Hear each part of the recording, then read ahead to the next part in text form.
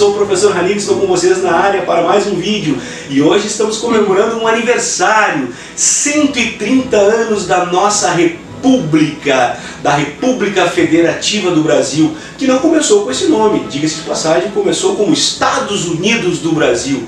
Pois bem, em 15 de novembro de 1889 era proclamada a nossa República, com o estado de federação, depondo o então Dom Pedro II pelo seu amigo, por incrível que pareça, aquele cara que deu um golpe, porque a República foi um golpe, mais um golpe orquestrado pelos militares, não é? Marechal Deodoro da Fonseca, que era amigo do Dom Pedro II, era monarquista até 6 meses antes dele dar o golpe, derrubou com o decadente Império Brasileiro, iniciando assim a República. República esta que nós vamos fazer uma breve análise desses 130 anos da República Federativa do Brasil. Pois bem, pessoal, vamos fazer algumas leituras desta nem tão pátria amada Brasil. A República Brasileira, ela nasce a partir dos auspícios do alto escalão militar do Exército Brasileiro, em conluio, isso mesmo, em conluio com as oligarquias rurais que, descontentes com o final da escravidão, descontente que Dom Pedro II não teria um herdeiro homem, acabaram se unindo, exército e essas oligarquias civis, para derrubar a decadente monarquia brasileira. E a história do Brasil republicano é uma história cheia de contradições, cheia de golpes, que não tem nada de bonito. E o nosso vídeo de hoje é exatamente isso, procurarmos entender esses mecanismos republicanos até os dias de hoje, até o século XXI. Veja que a República Brasileira, ela foi forjada, ela foi formada a partir sempre dos interesses das elites nacionais. E quando esses interesses não eram satisfeitos, golpes eram realizados, perseguições eram realizadas. Vamos ver o início da nossa nascente república, lá na República da Espada, a primeira república que vai de 1889 até a Revolução de 1930. Quantas coisas se fez? Onde é que estavam os interesses populares? Em primeiro lugar, vamos destacar que quando a República é proclamada, a massa popular, o povo não sabia nem sequer o que estava acontecendo. Marechal Deodoro da Fonseca, depois mais tarde Marechal Floriano Peixoto, governaram para as elites. A Constituição de 1891, ela foi feita excluindo toda e qualquer forma de participação popular. Mais tarde, passando o poder aos governos civis, mais e mais perseguições. De repente tu está me assistindo aí e está pensando, pô, mas esse cara só fala mal. Mas, gente, a história do Brasil, infelizmente, ela é feita, calcada nos interesses sempre das camadas dominantes, sempre daqueles que têm poder. E vocês vão ver que isso acontece nesses 130 anos de república. E pouquíssimas são as exceções, e assim mesmo, essas exceções devem ficar claras que são exceções com um pouquinho de exceção. Sempre as oligarquias, sempre as elites participaram. Isso mesmo, inclusive nos governos populares, como nós vamos ver no vídeo de hoje. Voltando lá na Primeira República, quando passa aos governos civis, muitas contestações acontecem, como a revolta da vacina, a revolta da chibata, como o movimento de Canudos, que são movimentos das camadas populares, um movimento de canudos, de nordestinos, que no interior da Bahia tentaram fazer uma república alternativa. E aí começa uma das primeiras fake news brasileiras. Olha, essa república, esse arraial de canudos é coisa de estrangeiros, é coisa de monarquistas, é coisa de gente que tem aliança com gente de fora do Brasil. E um bando de miseráveis que não queriam se propor ao jugo dos grandes proprietários rurais acabaram sendo perseguidos por uma república que diz que iniciou com base nos princípios da cidadania, da liberdade e da igualdade. E essas pessoas, enquanto essa república não os massacrou, mandando cada vez mais militares para lá, para derrubar com o arraial de Canudos, eles não sossegaram. Mais tarde, nós vamos ter também a revolta da chibata, em que o almirante negro João Cândido luta por direitos daqueles marinheiros negros, daqueles marinheiros pobres que sofriam castigos físicos na marinha brasileira pelo alto escalão militar. Depois nós vamos ter a revolta da vacina para empurrar a massa de miseráveis, acabar com os cortiços no Rio de Janeiro. Vejam que a República, ela sempre ela procurou privilegiar as elites.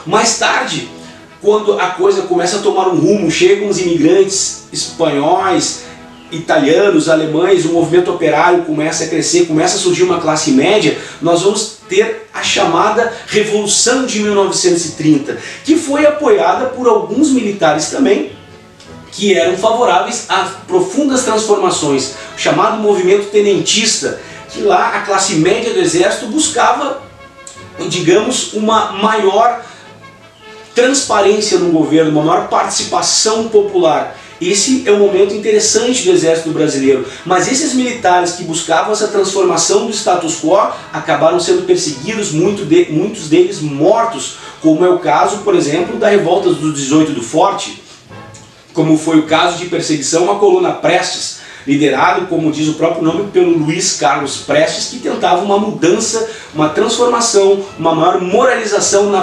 política já podre, apesar de sermos década de 20 na história do Brasil. A Revolução de 1930, que parece algo tão nobre por muitos getulistas, falado como algo muito bom, a Revolução de 1930 ela foi feita com o apoio do integralismo, também com o apoio dos tenentes, também com o apoio dos setores urbanos. Mas Getúlio Vargas e seus asseclas, eles fizeram a revolução a partir da seguinte frase: façamos a revolução antes que o povo a faça. Veja bem, gente, como haviam vários movimentos em que os trabalhadores estavam tomando consciência do seu papel na sociedade. Getúlio Vargas, então, decidiu, junto com a Paraíba, Minas Gerais, que fazia parte da política do café com leite, que rompeu com São Paulo também para se manter e se perpetuar no poder, mas foi traído por São Paulo, acabou se juntando à chamada Aliança Liberal e fizeram então uma junta pacificadora quando perderam as eleições em 1930, forjada na sacanagem, forjada na falcatrua, as eleições, o voto de cabresto.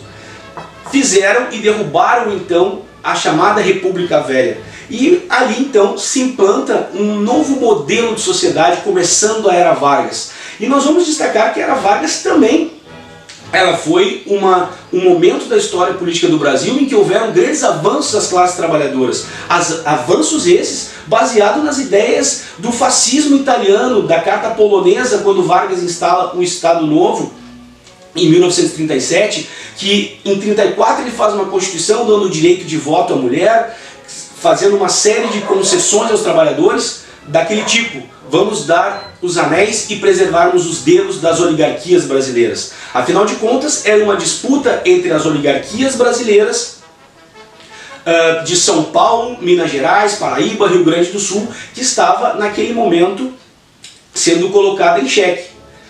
Depois, mais tarde, em 1937, quando há intentona comunista, quando há reivindicações dos trabalhadores, Vargas fecha o Congresso Nacional usando a Lei de Segurança Nacional e instala uma ditadura oligárquica, uma ditadura para as elites, uma ditadura em que também se persegue trabalhadores, se fecha sindicatos e vai se usar da mesma propaganda que o nazifascismo usava na Europa. Getúlio Vargas vai usar aqui para se promover e justificar os seus atos. É isso mesmo, gente. Essa é um pouquinho da história da nossa república. Até que finalmente em 1945 já não se comporta mais, o Brasil vai lutar numa guerra para derrubar uma ditadura fascista e tem um presidente fascista aqui. Então, com apoio, digamos um acordo de cavalheiros entre os militares, entre a sociedade civil e Vargas, Vargas sai de cena, mas ele continua no poder durante o governo Dutra, que ele é um forte apoiador. Se elege ao Senado brasileiro e continua no poder. Para voltar em 1950, aonde mais uma vez ele vai fazer uma série de concessões, de direitos, criar a Petrobras, mas sempre pensando nas oligarquias. Obviamente que o povo também tinha a sua vez, o povo também foi beneficiado numa série de direitos que eram reivindicações históricas. Não pensem vocês que o que aconteceu na história do Brasil foi de bonzinho do Vargas ou de qualquer outro presidente. Essas coisas aconteciam porque havia um clamor popular, reivindicações, passeatas. Nada nos foi dado de graça, absolutamente nada nos foi dado de graça. E mais uma vez, os militares entram em cena tentando derrubar o Getúlio Vargas, porque ele não estava atendendo os interesses, principalmente das questões das multinacionais, das empresas que tinham interesse no Brasil, principalmente estadunidenses. Então, dessa forma, o que acaba acontecendo? Getúlio Vargas, que era um nacionalista, ele acaba entrando em choque com esses interesses das multinacionais, dos grandes empresários, e acaba havendo um levante contra ele, uma série de situações que até hoje não sabemos se é verdadeiro ou não, muitas denúncias feitas pelo jornalista Carlos Lacerda, até que o Getúlio Vargas ele se suicida e vai preterir um golpe militar a partir de um novo momento na República Brasileira. Então finalmente chega ao fim a Era Vargas. Com o suicídio de Getúlio Vargas, nós vamos acabar este período.